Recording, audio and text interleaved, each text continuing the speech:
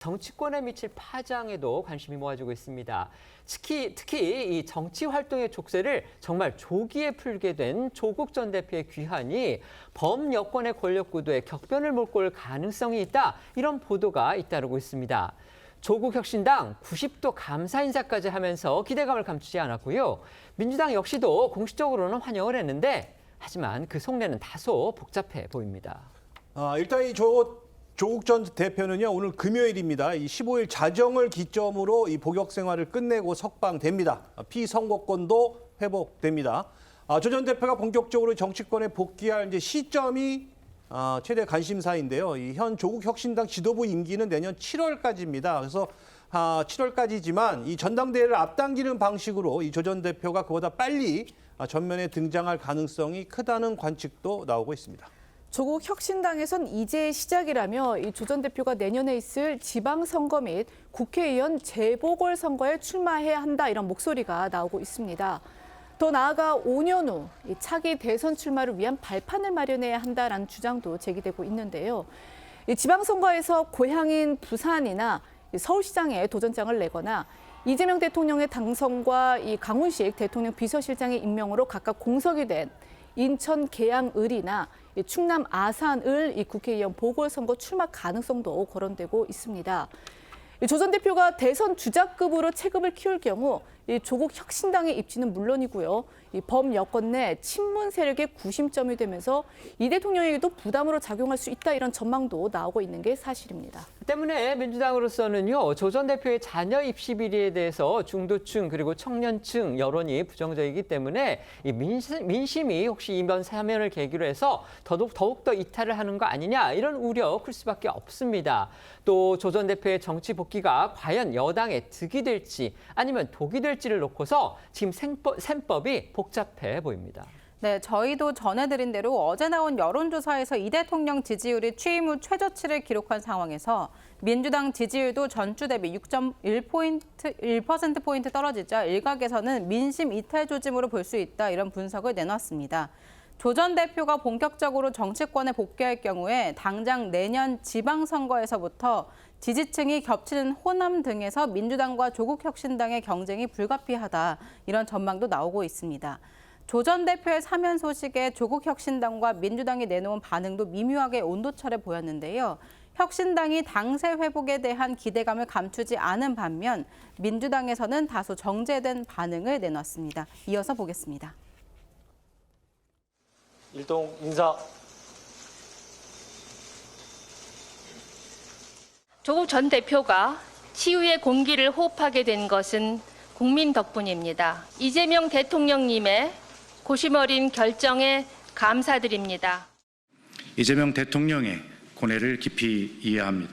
그럼에도 지지와 함께 비판의 목소리도 있을 것입니다. 모든 목소리를 소중히 듣겠습니다. 민주당 일각에서는요, 조국 혁신당과의 경쟁을 피하기 위해서 벌써부터 이 합당 가능성을 언급하는 목소리도 나오고 있습니다. 여기에 대해서도 그런데 양측은 온도차가 있어 보이죠. 조 전 대표의 사면 파장을 놓고서 범여권이 각자의 손익계산에 분주해지면서 이른바 동상이몽을 보이는 그런 분위기입니다.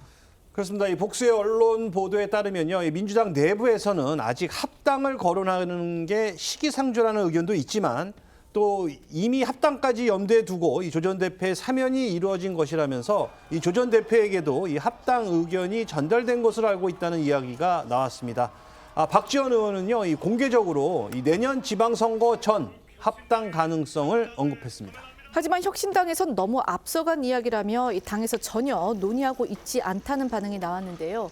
김선민 당대표 권한대행은 국민의 합당을 원하겠느냐 이렇게 반문했습니다. 김준영 의원도 혁신당은 민주당보다 더 왼쪽을 지향한다며 비어있는 왼쪽 자리를 채우겠다 이런 포부를 밝히기도 했습니다. 들어보시겠습니다. 민주당보다 약간 왼쪽을 지향한다 그러셨어요. 지금 정의당이 없는 상황에서 여기가 굉장히 공백이 크잖아요. 양당 구조를 깰 3당, 4당이 필요하다면 오히려 조국 대표가 나오셔서 이 부분을 채우는 역할이 굉장히 저는 중요하다고 생각합니다. 어제 사면 조치에 따라서요, 15일 0시면 조국 전 조국혁신당 대표 잔형이 면제가 돼서 감옥에서 풀려납니다.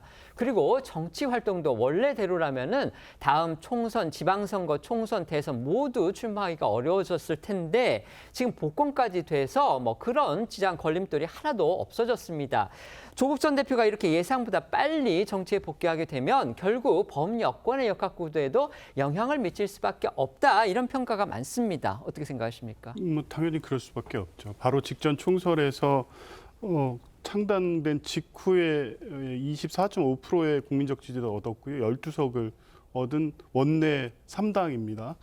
실질적으로 또 그 지지율은 민주당의 기반인 호남에서는 또 민주당보다 더 높은 지지율을 얻었고, 그 뒤에 실시된 또 보궐선거에서는 민주당과 경쟁해서 이긴 선거도 있었죠. 그러니까 여러 가지 상황을 종합해 보면 민주당으로서는 협력적 관계는 분명하지만 정치적으로는 경쟁해야 되는 관계인 것도 분명합니다.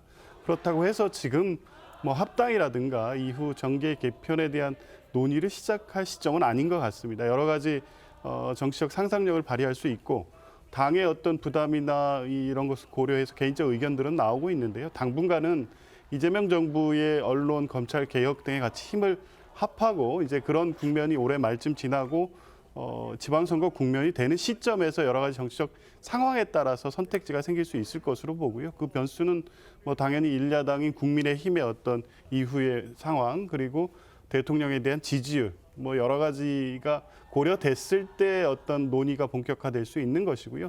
지금 단계에선 뭐 크게 부담이 되거나 어떤 정치에 직접적으로 미칠 영향을 크게 고려할 단계는 아닌 것 같습니다.